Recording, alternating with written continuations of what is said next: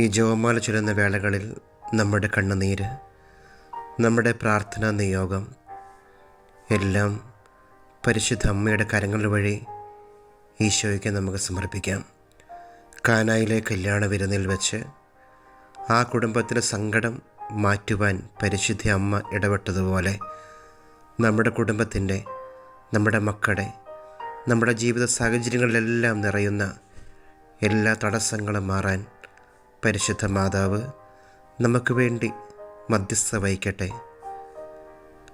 പ്രാർത്ഥനയോടെ, വിശ്വാസത്തോടെ പരിശുദ്ധ അമ്മയുടെ രക്തക്കണ്ണുനീർ ജപമാല ചൊല്ലി നമുക്ക് ഈ നിമിഷം പ്രാർത്ഥിക്കാം.